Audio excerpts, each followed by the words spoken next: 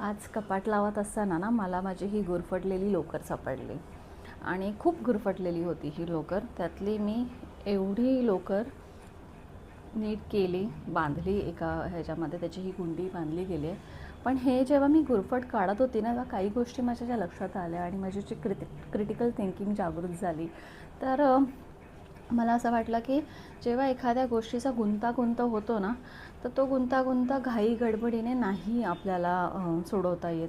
तर त्याच्यामध्ये एक पेशन्स पाहिजेत. हळूवारपणे एक एक धागा तो शोधून तो बाहेर काढावा लागतो, नाहीतर मग तो अडकला जातो जास्त घाई गडबड केली तर. त्यासाठी पेशन्स पाहिजेत की होईल सगळं नीट. ह्या गोष्टीचं एक आपल्याला ते एक धैर्य पाहिजे. पण कधी कधी ना काही गुंतागुंत एवढी कठीण होऊन जाते की ते पेशन्स संपतात आणि जेव्हा त्याला ओढतो जोरात, तेव्हा तो दोरा तुटला जातो.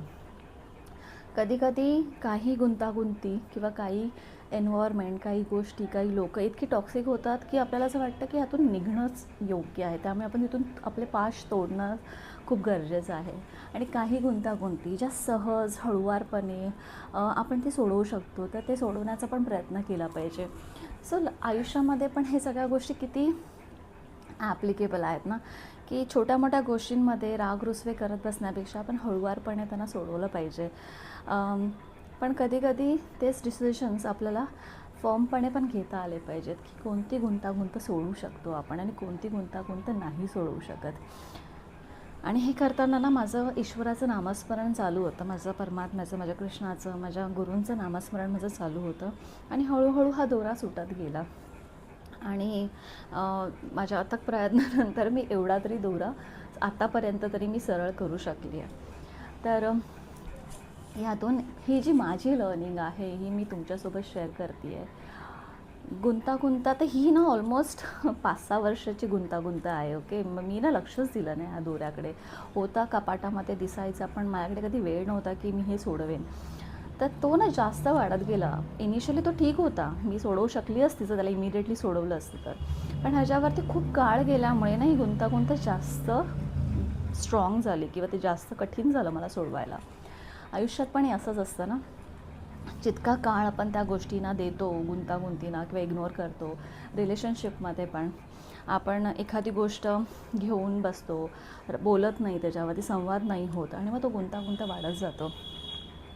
तर प्रत्येक नात्यामध्ये, व्यवहारामध्ये आपण ती गुंतागुंत वेळी सोडवली पाहिजे, नाही तर मग ही अशी कठीण गुंतागुंत बनून जाते. आणि जर तुम्ही ती वेळी सोडवली नाहीत तर तुम्हाला आपले पाशातून तोडावे लागतात, कारण ती एवढी कठीण बनते की त्यातून बाहेर निघणं सहज शक्य नसतं. तर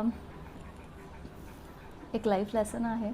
तुम्हाला पटलं तर तुम्ही पण तुमच्या फ्रेंड्सना, फॅमिलीना शेअर करा की अडकू नका, आणि जर अडकलात तर वेळीच त्यातून बाहेर पडा किंवा ती गुंतागुंत हळूवारपणे तुम्ही ती सोडवा, नाती जपा.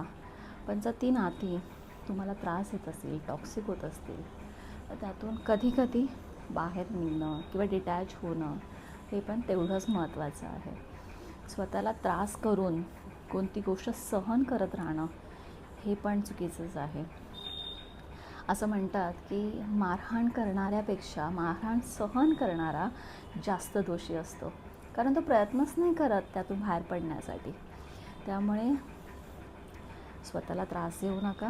जेवढं सहन होऊ शकतं बघा प्रयत्न करून, पण जर अशक्य होतील काही गोष्टी तेव्हा स्वामींवर सोडा आणि त्या गोष्टीतून थोडं बाहेर पडा. सर्व काही ठीक होईल असं हे मला वाटतं. नमस्कार.